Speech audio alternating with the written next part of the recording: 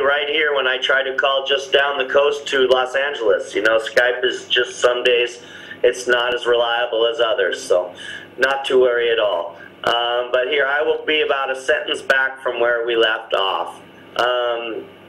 We shoot on a very regular schedule and try to keep our costs as low as possible, especially these days. We've always had a standard of returning our full company expenses for a selected image within the first year of sales. It is getting harder to do that with diminishing results, but we are still seeing that result all but one agency. And with 22 different agencies representing us, that's a reasonable return. We're happy to continue to be able to pull that 1 year return, and then everything after that is profit for the company. I think we're going to have to extend that a little further, or stock agencies are going to have to start offering a little higher in returns to keep the quality of work we like to send them and what they need, and still be able to put food on our tables and make it a job that we're motivated to go out and perform. The next question you presented us was what we felt of the future of the industry, and you know, that's the magic question, Krill. If I could answer that, I would be a very rich man, and you and I would be sitting on the beach right now with no problems technically at all. Yes.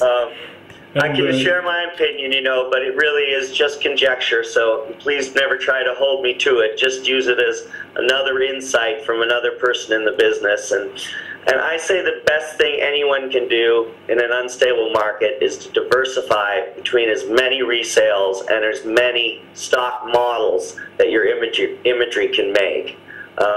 When things are unsettled and unsure, it's really in any business model, including, say, the standard stock market where they're trading stocks daily. You diversify when you get into a recession. You don't pile all your eggs in one basket. And I really can't promote that as much. Even when things are good, I don't believe in relying on just one boss. When we are contractors, the beauty of being contractors is we have 20 bosses if we want. And we don't have to worry about getting that pink slip on our desk that says, sorry, we don't need your pictures anymore. So that's very important, I think, for everybody in the business. I can say that the best thing anyone can do in an unstable market is just diversify, and then have to start looking into markets as individual stock photographers. We've never really ventured as a whole. There's a lot of places for our photos these days.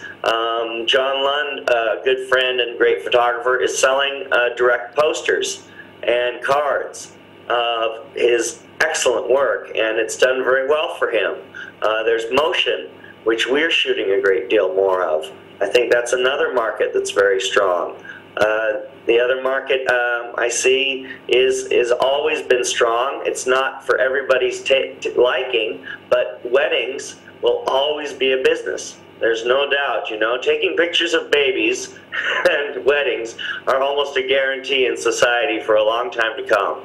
So if you can enjoy that work and find a passion for that work, I think in any job you do in photography, you have to have a passion for what you're doing if you want to really succeed. You know, the only thing I'm looking for a way to sustain my living, so I may spend, you know, my golden years really creating the beautiful, or maybe not so beautiful, we'll find out then, but the images that I really want to create. You know, I would love to be in fine art, but it is very difficult to make a strong living in that market now. So while I'm younger, we shoot what market needs and makes us money, so someday we have this long-term plan of what we need to save and what we need to do so that when our children leave school, my wife and I can start shooting the images we really love. And, you know, touch wood, as we say in America, hopefully everything's going on plan so far. So no chances yet, but we'll see. The boys are still young.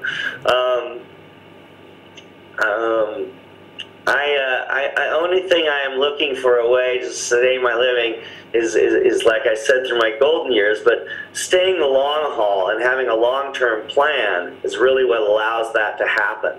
I really think, especially young photographers, these plans don't have to be written in stone.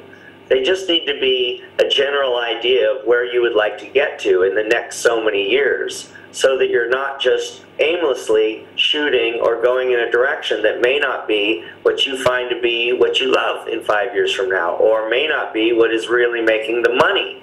You know, some of us are more passionate about having a strong bank account. Some of us are more passionate about the work we do. I think there's a happy medium that every photographer needs to find when they're starting out, is learn to find the images that make money, but also add your passion only to the point where it doesn't intersect or compete with the buyer's needs. For those most of us usually need a 5-year plan. Those that find it in 1 or 2 years are blessed, and you know, we should be happy for them. But generally, most of us are going to spend every day for several years working at what we love. So just like as you work out in a gym, or you know, in athletics or music, you have to put in your time to get to be at the top of your game. There's no way about it. If you shoot once a month, it's going to be very difficult for you to reach that goal, you know. I said, since the digital age, to younger people, just take your camera everywhere and just shoot. Shoot, shoot, shoot. What the heck? You can throw it all away and no one sees it but you know, but you might have that one moment where there's that perfect shot and you were there prepared and ready, and your eye gets better as you compose more and more and more in the camera and you look at your post-production. So no shoot, I don't think there's a shoot you could ever do that isn't successful to your company in some way.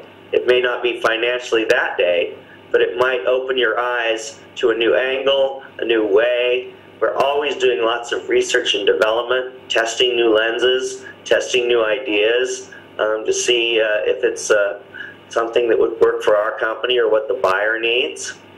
So that's really kind of sums up where I think the future of the industry is going. It's still growing. Our company, like I said, we spent the last year building an agency, and I'll talk about that in a minute, and we haven't added more images to our collection in that year, and our sales have gone up 8%. So everybody that is a little more doomsday these days, or a little worried about the industry falling apart, I think if you can find the right images to shoot and keep your costs down, it's still a very lucrative business. Not as much money as it was 6 years ago, but that was crazy money. That was like printing money in your basement, you know. We made a lot of money off of something I think is still a fair return when you do it well, you know. The last question you came and asked us, excuse my coffee, it's early morning here in the Northwest. It's okay.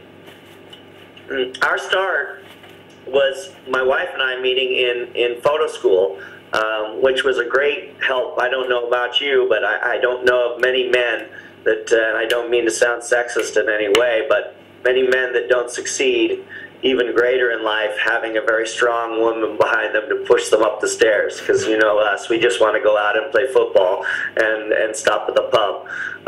So my wife had a lot to do with our success, and as far as stock went, it was really another one of those bit of dumb luck stories that you find in life.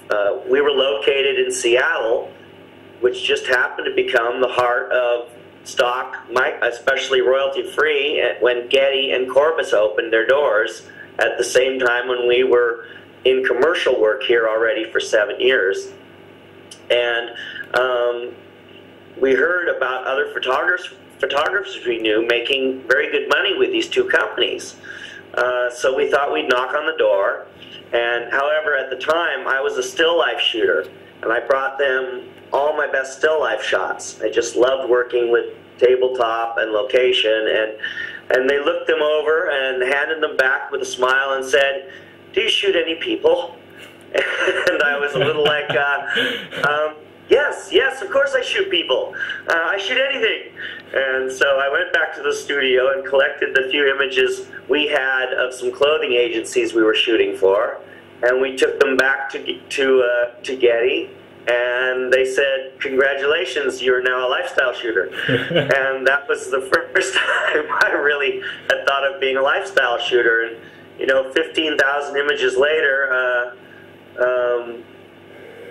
here I am thought of as strictly a lifestyle shooter, and I have loved it. You know, it opened my eyes to a whole nother opportunity. It's like I tell people, when a door opens, it never hurts to take a peek inside and see what's in there, even if it goes against what you think you really are. My lifestyle work has actually turned out to be as good, if not better, than my still work as far as saleable. So it was very fortunate that they slapped me on the face, and instead of saying, no, I only shoot lifestyle, I only shoot spaces, I immediately said, of course I shoot lifestyle. I have tons of lifestyle for you to look at. So, you know, as long as you can show up with it, you can say it. You know, I had to run out too that next 2 weeks and start shooting a lot of lifestyle right then, so I'd have something to show them.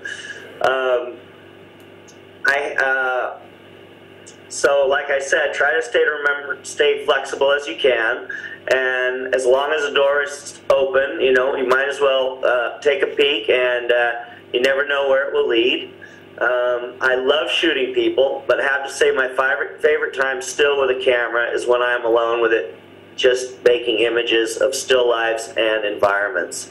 And so over this past year, we've built a new stock agency at www.spacesimages.com, which just focuses on where people live, work, and play, but without people involved in the shots. So I'd love for anyone to take a peek at it. We're always looking for strong contributors, and it's a worldwide collection, so we need people from everywhere.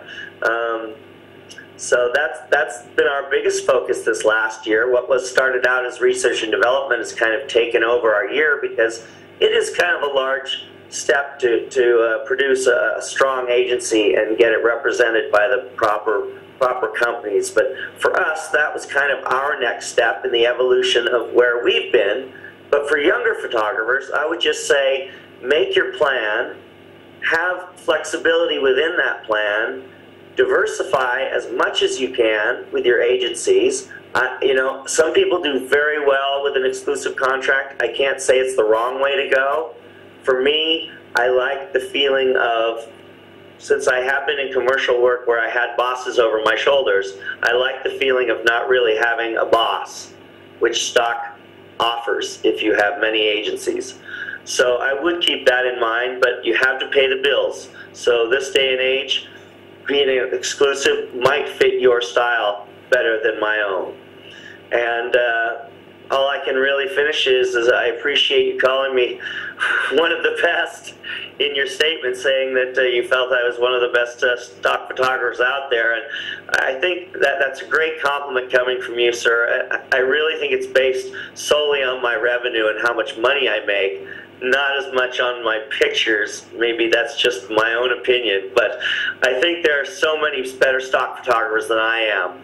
I think it is really the business model and my tenacity or my drive. I'm very high strung. I shoot all the time. I have a good business model and a good partner, and I have a long-term plan so that one day I can say it is because of my photography and not my tenacity when I am able to go out and shoot those pictures I really love. But as far as the economy today, even though the sales have dropped, if you are really truly passionate about being a stock photographer, there is still the ability to make very good money in stock. And I hope that the young people step up. And remember, it's cyclical. Us older guys, we eventually go off and take pictures of mountain streams and whatever it is we love, and someone else has to step up and fill our boots.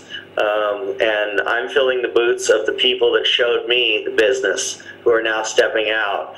And you know, as some of us start to step out in 10 years or so, it is you younger people that will be running the business and understanding it at a different level. You just have to remember to take the time to get there. I think that's very important when you're young, because when you're young, you want everything very quickly. At least I did. I wanted everything right away. You know, and even at my age now, I still want everything right away. But that pretty much sums it up for me, Karel. Is shoot like crazy and analyze and be your best judge.